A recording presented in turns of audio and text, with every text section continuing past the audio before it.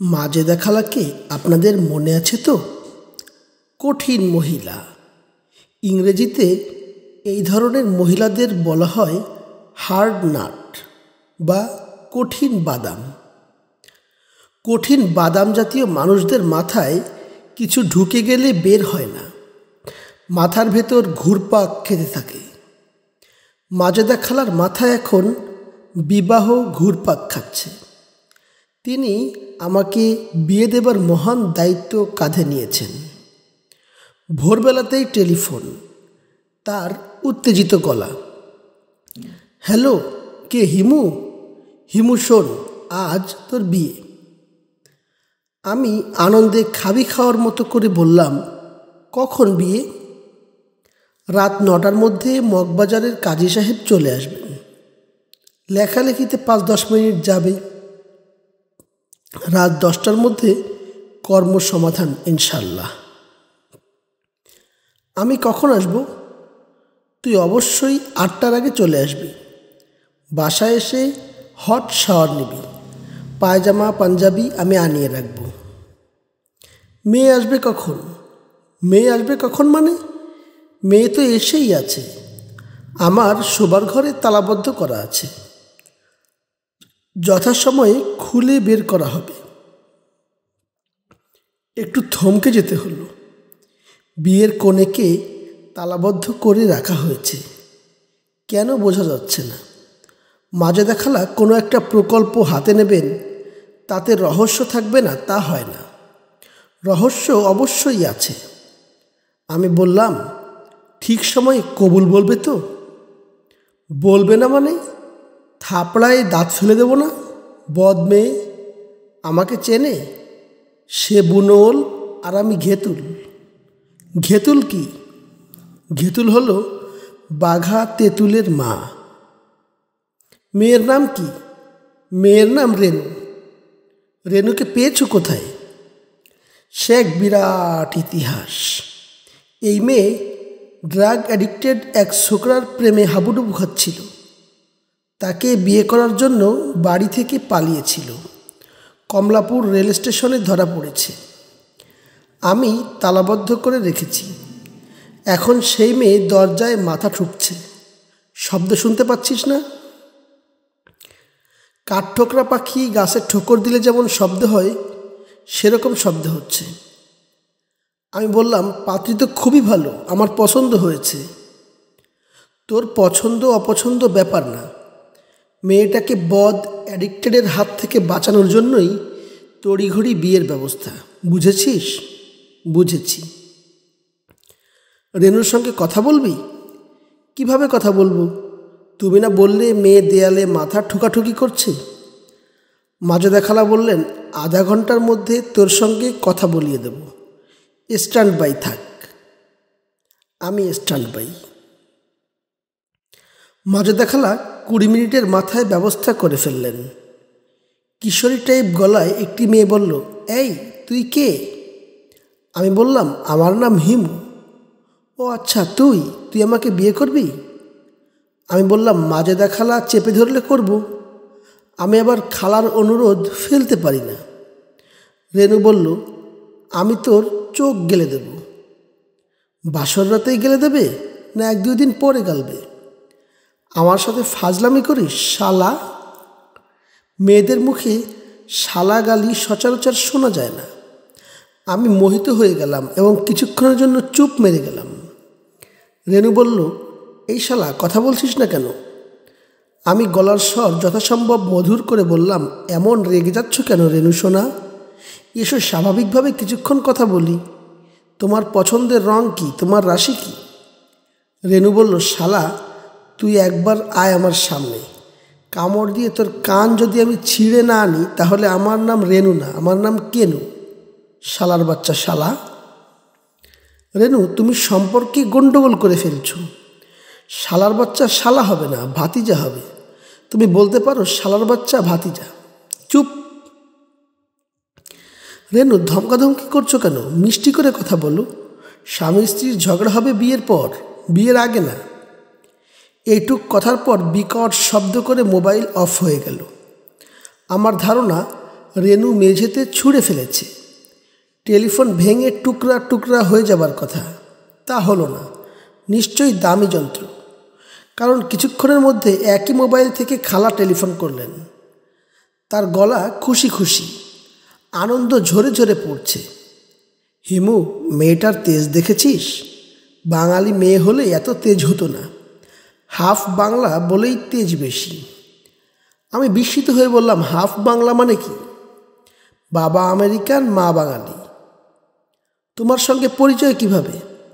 রেনুর বাবার সঙ্গে তোর খালু সাহেবের পরিচয়। রেনুর বাবা মা তোর খালুকে খুব মানে।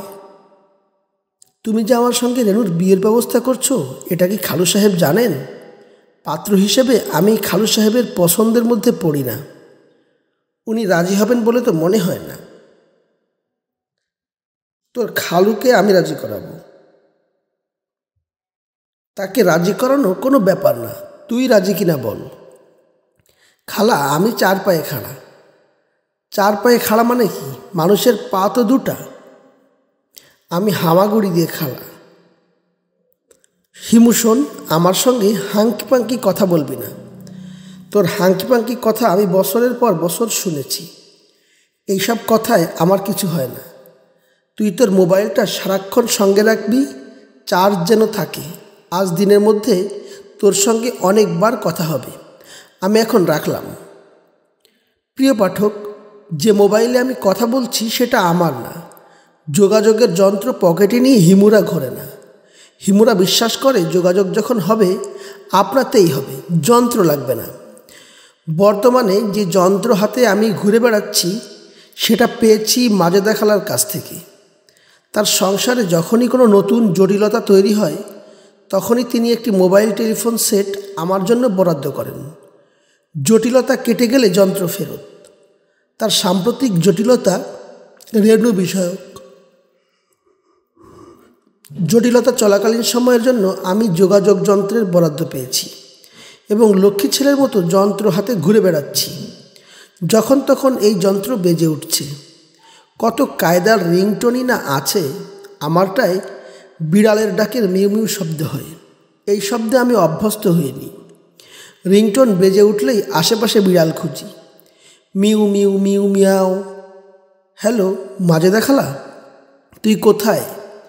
একটু আগে যেখানে ছিলাম সেখানেই আছি। একটু আগে কোথায় ছিলি? আমার মেসে বিছনায় আধশোয়া অবস্থায় আছি, চায়ের জন্য অপেক্ষা করছি।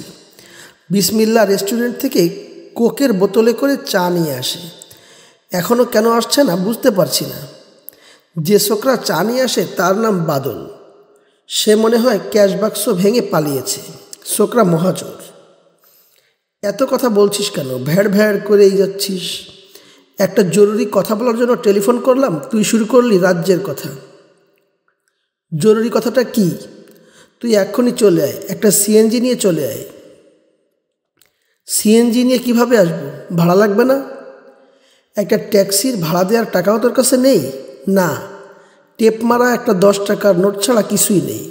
সেই টেপ মারা বস্তু কেউ নিতে চাচ্ছে না। টেপ মারা টাকা মানে? ছেঁড়া টাকা স্কচ টেপ দিয়ে জোড়া লাগানো। কেউ নিতে চায় না। ফকিরকে ভিক্ষা দিলে ফকির বলে, বাবা এইটা বদলায় দেন। খালা, তুমি কি জানো স্কচ টেপ মারা 10 টাকা ফকিরকে দিলে বেহেশতে তুমি এর 70 গুণ সওয়াব পাবে, 700 টাকা। সবই কিন্তু স্কচ টেপ মারা টাকা। তুই অকারণে কথা বলে যাচ্ছিস, ব্যাপারটা কি? যে ছেলে রাত 9টায় বিয়ে করবে সে কি স্বাভাবিক আচরণ করবে? সে সময় কাটাবে ঘোরের মধ্যে, বেশি কথা বলবে, বেশি হাসবে। তুই এক্ষুনি ট্যাক্সিতে ওঠ, এক্ষুনি, 1 সেকেন্ড দেরি করবি না। বিরাট সমস্যা হয়ে গেছে। কি সমস্যা? হারামজাদাটা বাসার সামনের ফুটপাতে পা ছড়িয়ে বসে আছে। মনে হয় কোকেন টোকেন খাচ্ছে। রেনুর প্রেমিকের কথা বলছো? হ্যাঁ। আর রেনু বলছে তাকে যদি ছেলেটার সঙ্গে কথা বলতে দেয়া না হয় তাহলে ব্লেড দিয়ে বাম হাতের রগ কেটে সুইসাইড করবে। খালা, আমি কি ব্লেড কিনে নিয়ে আসবো? ব্লেড কিনে আনবি কী জন্যে? তুই ওই হারামজাদার ছেলের সঙ্গে কথা বলবি, ওই বদকে এখান থেকে সরাবি। বকর বকর বন্ধ করে চলে আয়। ছেলের চেহারা কেমন? তিনতলা থেকে চেহারা কিভাবে দেখব, তবে বেটে থলথলে মোটা হনুমানের মতো দেখতে। খালা, তুমি কোনো চিন্তা করবে না, আমি এক্ষুনি এক হালি কলা নিয়ে চলে আসব। কলার লোভ দেখিয়ে হনুমান আউট করে নিয়ে যাব। আমি কলা নিয়ে রিক্সা উঠব, হনুমানটাও লাফ দিয়ে উঠবে। অতঃপর দ্রুত রিক্সা চালিয়ে পগার পার। খালার ফ্ল্যাট বাড়ির সামনে পা ছড়িয়ে হনুমান টাইপ কাউকে বসে থাকতে দেখা গেল না। এক চটপটিওয়ালা চাক্কাওয়ালা দোকান নিয়ে বসে আছে, তার হাতে ঘণ্টি, সে মাঝে মাঝে ঘণ্টি বাজাচ্ছে। চানাচুরওয়ালারা ঘণ্টি বাজায়, এই প্রথম চটপটিওয়ালাকে ঘণ্টি বাজাতে দেখলাম। মোবাইল ফোন বের করে তার ছবি তুলে ফেললাম। মাঝে দেখালার এই যন্ত্র অতি উচ্চ শ্রেণীর, একের ভেতর অনেক। ছবি তোলা যায়, কথাবার্তা রেকর্ড করা যায়, ইমেইল পাঠানো যায়। লায়লি মজনুর আমলে এই যন্ত্র থাকলে তাদের এত কষ্ট করতে হতো না। বর্তমানকালের প্রেমিকরা বিরাট ভাগ্য নিয়ে এসেছে। মোবাইল কোম্পানিগুলো প্রেমের ইজারা নিয়ে বসে আছে। প্রেমিক প্রেমিকারা যাতে রাতভর কথা বলতে পারে তার জন্য কত ব্যবস্থা। কল রেট অতি সামান্য, বিশেষ বিশেষ রাতে আবার ফ্রি। মোবাইল টেলিফোন কোম্পানিগুলোর একটাই মোটো, বাঙালি জাতি প্রেম করো প্রেম, হে বাঙালি প্রেম করো হাত মমো। কলিং বেলে চাপ ঠিকমতো পড়ার আগেই খালা দরজা খুলে হাসি মুখে বললেন, হারামিটাকে পুলিশ ধরে নিয়ে গেছে। তোর খালু সাহেবকে টেলিফোন করেছিলাম, তার এক বন্ধু আছে পুলিশ কমিশনার সাউথ, তাকে বলা মাত্র এক গাড়ি পুলিশ চলে এসেছে। হনুমানটাকে মারতে মারতে গাড়িতে নিয়ে তুলেছে। 10 মিনিট আগে এলে দৃশ্যটা দেখতে পেতি। মজাদার দৃশ্য, অবশ্যই মজাদার। হনুমানটা চেঁচাচ্ছে, পুলিশের হাতে পায়ে ধরছে, পুলিশ পিটাচ্ছে, পাবলিক হাততালি দিচ্ছে। রেনু কি দৃশ্যটা দেখেছে? হ্যাঁ দেখেছে। দুজন তো একসঙ্গেই বারান্দায় এসেছি। দৃশ্যটা দেখার পর তার রিয়াকশান কি? মেয়ে শক্ত আছে, কোনো রিয়াকশান দেখায়নি। সে এখন কোথায়? গেস্ট রুমে বসে আছে। তুমি না বললে তালাবদ্ধ করে রেখেছ? তালাবদ্ধই ছিল, কিছুক্ষণ আগে তালা খুলেছি। সে বলেছে পালিয়ে যাবে না। এই মেয়ের কথার উপর ভরসা করা যায়। তুই মেয়েটার সঙ্গে কথা বলতে চাইলে কথা বল, দেখ মেয়ে পছন্দ হয় কি না। খালা, একটা কথা, বিয়ের পর মেয়েটাকে আমি খাওয়াবো কি? লোকজনের পকেট থাকে গড়ের মাঠ কিংবা সোহরাওয়ার্দী উদ্যান, আর আমার তো পকেটই নেই। মাঠ তো অনেক পরের ব্যাপার। তোর ওই মেয়েকে খাওয়াতে হবে না, ওই মেয়ে তোকে খাওয়াবে। মেয়ের নামে বনানী এবং বাড়িধারায় 3টি ফ্ল্যাট আছে। একটাতে তোরা 2 জন থাকবি, বাকি 2টা ভাড়া দিবি। বউয়ের পয়সায় তুই মনের আনন্দে হাঁটাহাঁটি করবি। দেশে হাঁটাহাঁটি করতে ভালো না লাগলে বিদেশে হাঁটাহাঁটি করবি, সিঙ্গাপুর, মালয়েশিয়া, ব্যাংকক। ওই মেয়ে কি আমার সঙ্গে হাঁটবে, নাকি বিয়ের পরেও আমাকে একা হাঁটতে হবে? সেটা রেনু জানে, তাকে জিজ্ঞেস কর। মারবে না তো?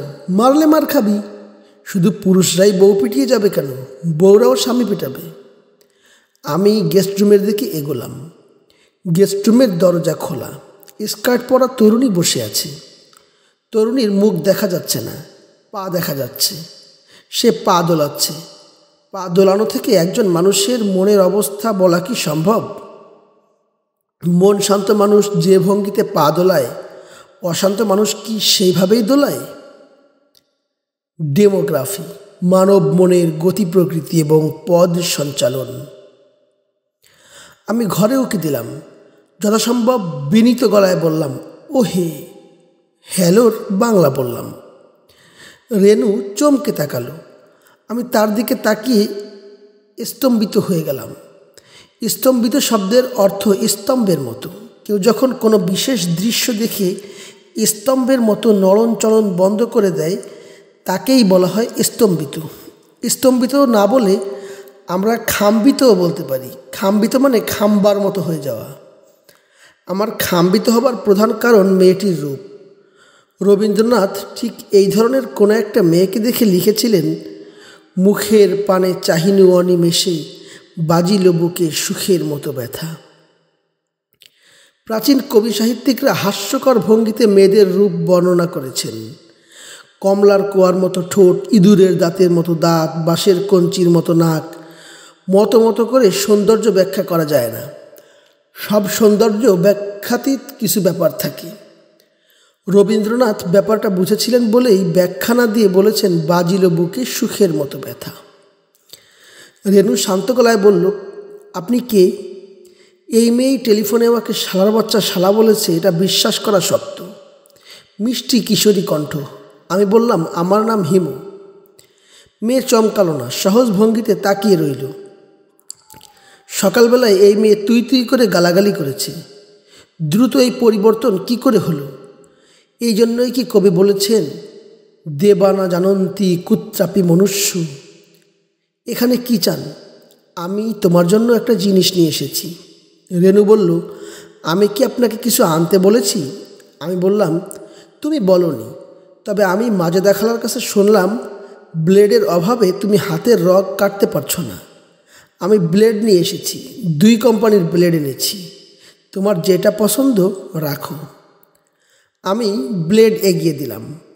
মেয়েটির যথেষ্ট পরিমাণে বিস্মিত হবার কথা, তা না হয়ে সে স্বাভাবিক গলায় বলল, will you please sit down. মেয়েটির সামনের বেতের চেয়ারে বসলাম। এখন সে তীক্ষ্ণ দৃষ্টিতে আমাকে দেখছে, তার পা দোলানো বন্ধ। আমাদের মধ্যে কিছু কথাবার্তা হলো। সে প্রতিটি কথাই বলল ইংরেজিতে, আমি তার বঙ্গানুবাদ করে দিলাম। তুমি কি সেই ব্যক্তি যে আমাকে বিয়ে করবে? হ্যাঁ। তোমার স্পর্ধা দেখে অবাক হচ্ছি। অবাক হবার কিছু নেই, বামুনরাই চাঁদ ধরতে চায়, লম্বা মানুষ চায় না।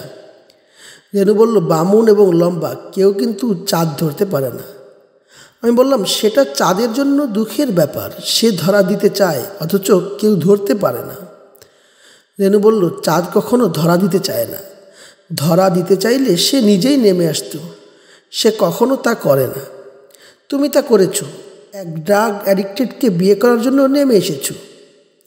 আমি কাকে বিয়ে করতে চাই সেটা আমার ব্যাপার, সোসাইটির এখানে কোনো দায়িত্ব নেই। সোসাইটির দায়িত্ব অবশ্যই আছে। তুমি যদি HIV পজিটিভ কাউকে বিয়ে করতে চাও, সোসাইটির উচিত সে বিয়ে আটকানো। কেন আটকাবে? আটকাবে কারণ সোসাইটি নিজেকে প্রোটেক্ট করতে চাইবে।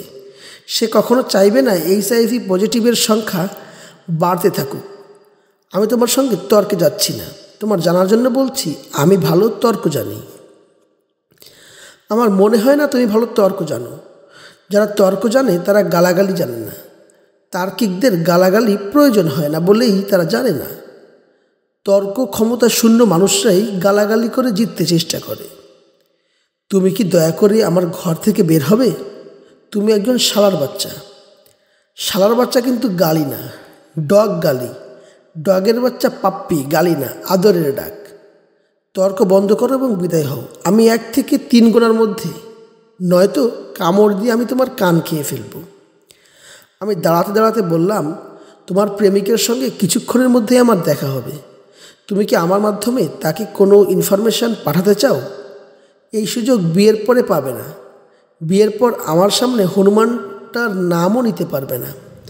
স্বামীরা খুব জেলাস হয়। ভালো কথা, হনুমানটার নাম কি? হনুমান মানে হনুমান কি? তোমার প্রেমিকের কথা বলছি। শুনেছি সে দেখতে হনুমানের মতো। তার পছন্দের খাবারও নাকি কলা।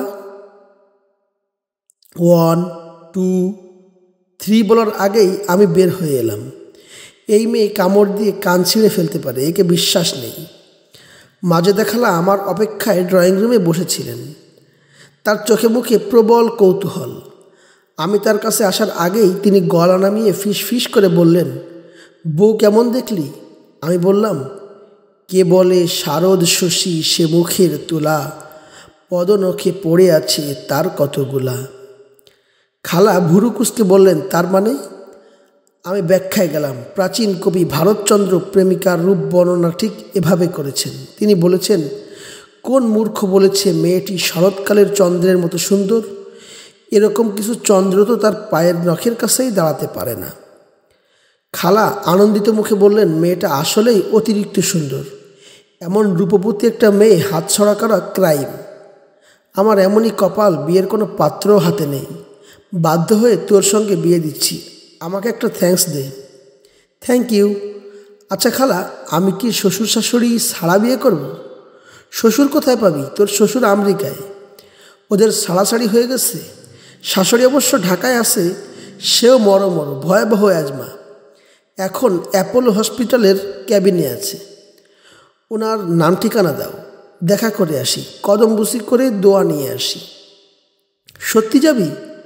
অবশ্যই যাব, আমি আদর্শ জামাই। তার সঙ্গে উল্টাপাল্টা কথা বলবি না কিন্তু, ঠাট্টা মস্করাও করবি না। খালা, তুমি নিশ্চিন্ত থাকো, রেনুর মা তার মেয়ের জামাই পছন্দ করবেন। কাগজ কলম আন, ঠিকানা লিখে দিচ্ছি। আমি কাগজ কলম আনতে গিয়ে গেস্ট রুমে আরেকবার উকি দিলাম। রেনু ঠিক আগের জায়গায় বসে আছে। তার সামনে আমার নিয়ে আসা দুটা ব্লেড, তার মুখে বিচিত্র হাসির আভাস। রবীন্দ্রনাথের ভাষায়, কাহারও হাসি ছুরির মতো কাটে, কাহারও হাসি অশ্রু জলের মতো। মেয়েটির হাসি অবশ্যই অশ্রু জলের মতো। রেনুর আমাকে দেখতে পাওয়ার কথা না, তারপরও দেখে ফেলল। কঠিন গলায় বলল, তুই আবার এসেছিস? আমি বিনীত ভঙ্গিতে বললাম, একটা বিশেষ কাজে এসেছি। দুটা ব্লেড তো তোমার লাগবে না, একটা ব্লেডেই কাজ হবে। অন্যটা আমাকে দিয়ে দাও, আমি তোমার প্রেমিককে দিয়ে আসব। একটা ব্লেড দিয়ে তুমি রক কাটবে, অন্যটা দিয়ে সে। সময় ঠিক করা থাকবে, একই সময়ে রক কর্তন অনুষ্ঠান। রেনু ইংরেজিতে বলল, তুমি সার্কাসের ক্লাউন ছাড়া কিছুই না। আমি ক্লাউন পছন্দ করি না। ক্লাউন কিন্তু সবাই পছন্দ করে, হুতম পেঁচা কেউ পছন্দ করে না। তোর কাছে সিগারেট আছে? না। আমাকে এক প্যাকেট সিগারেট আর একটা লাইটার এনে দিতে পারবি? অবশ্যই পারব, কিন্তু তুই আপনি তুমির মধ্যে ভজঘট পাকিয়ে ফেলছো। একটা সেটেলমেন্টে আসো, তুমি তুই আপনি যে কোনো একটি বেছে নাও। Get lost. সিগারেট কোন ব্র্যান্ডের কিনবো? Any brand will do. টাকা দাও। এক প্যাকেট সিগারেট কেনার টাকাও কি তোমার কাছে নেই? না। এই অবস্থায় বিয়ে করতে চাচ্ছ? বিয়ে করতে টাকা লাগবে না, বিয়ের খরচ মাজেদা খালা দেবেন। Get lost. সিগারেট আনতে হবে না? না। বাকিতে কিনে এনে দেই, টাকা পরে দিও। তুমি এই মুহূর্তে আমার সামনে থেকে বিদায় হবে। আমি বের হয়ে এলাম। খালা, রেনুর মা কোন হসপিটালে আছেন, ক্যাবিন নাম্বার কত লিখে দিলেন। সেই সঙ্গে চামড়ায় বাঁধানো একটা খাতা ধরিয়ে দিলেন। রেনুর ডায়েরি তিনি চুরি করেছেন, নিজের কাছে রাখতে ভরসা পাচ্ছেন না। খালা গলা নামিয়ে বললেন, ডায়েরিতে অনেক খোলামেলা কথা লেখা, তুই কিন্তু পড়বি না, তোর মন খারাপ হবে। মন খারাপ মন ভালোর কোনো সিস্টেম আমার মধ্যে নেই। স্বামী হিসেবে স্ত্রীর ডায়েরি পড়া আমার কর্তব্য। অতীত জানতে হবে না, মেয়েটাকে টাইটে রাখতে হয়। তুলসীদাস বলেছেন, ঢোল এবং স্ত্রী এই দুই শ্রেণীকে সবসময় মারের উপর রাখতে হবে। খালা বললেন, তুলসীদাসটা কে? আমি বললাম, কবি, তুমি চিনবে না। ভালো কথা, তুমি বিয়ের খরচ বাবদ কিছু টাকা দাও, হাত খালি। খালা একটা 500 টাকার নোট দিলেন। আমি খাতা এবং 500 টাকার নোট বগল দাবা করে বের হয়ে এলাম। এক প্যাকেট সিগারেট এবং একটা লাইটার কিনে আবার ফিরে গেলাম।